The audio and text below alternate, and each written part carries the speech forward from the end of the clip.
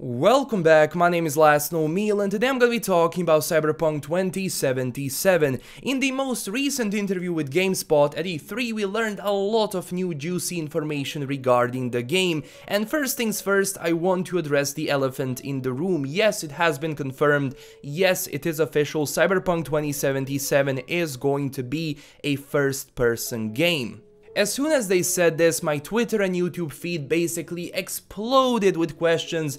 People want to know what I think about this. Honestly, at first I was a tiny bit disappointed that Cyberpunk is going to be from a first-person perspective, but at the same time I do believe in CDPR, and I know that if they did decide that Cyberpunk is going to look like that, of course, gameplay has to follow up. And at the same time, I do want to see some gameplay to make my decision on what I think about it and also analyze it and basically tell you my opinion. So far, we only know, yes, it is going to be first person, but at the same time, we know nothing on how the gameplay is going to look like.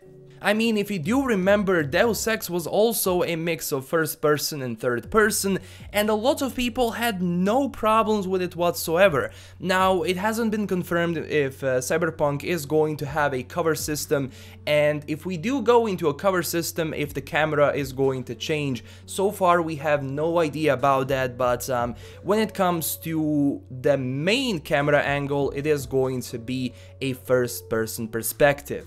Next thing we learned is that the game is going to have indeed more cars. The car that we saw in the E3 reveal trailer is not going to be the only one.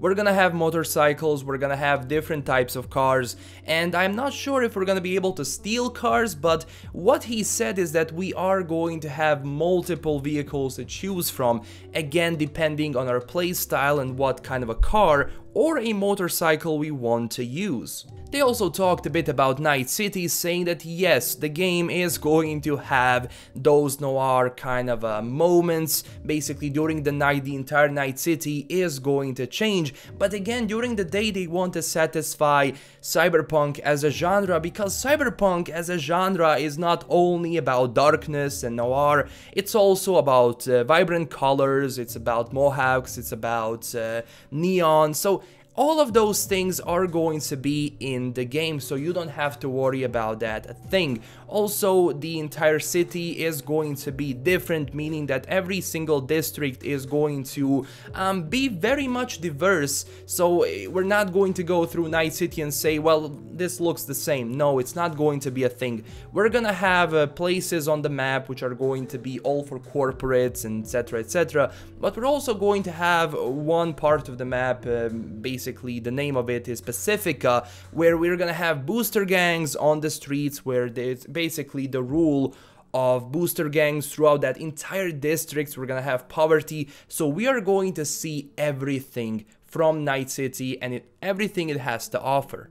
They also talk a bit more about verticality, meaning that the map is going to go a bit more vertical, that we're gonna go up, we're not going to move horizontally as we did in the Witcher games, for example, so we are going to have those huge buildings. They also said we're gonna have mega buildings which are going to be insane with different vendors, missions, etc, so basically those buildings are going to be something of a separate organism, where once we go inside, it's going to be like this huge thing filled with, as I said, different merchants, with different areas to explore, with missions, different kind of people, etc. When it comes to experience, we also learned a bit about that. We're gonna have two types of experience. We're gonna have core XP from basically doing the main mission, and we are going to have street cred by doing some side missions, I'm guessing either for booster gangs, etc, meaning that by increasing street cred and core XP, we are going to unlock more stuff, either new missions, new equipment, new weapons, etc. It has also been confirmed that the game is going to have a character creation system. both male and female characters are voiced. That's something I really welcome. And also, basically, once we finish creating our character, going from body type to hairstyles to tattoos, once we're done with that, we're gonna be able to choose our backstory. Our backstory is going to affect our gameplay, the missions and everything, so basically it is going to have some sort of karma system. We are not going to be only black and white. We're gonna be able to change how the future of our missions is going to look like, basically meaning every single one of our decisions is going to potentially have a consequence. And this is basically everything we know about the game so far. The interview was short, I wanted to go through all the info so far. So number one, the biggest thing is that yes, Cyberpunk is a first-person game.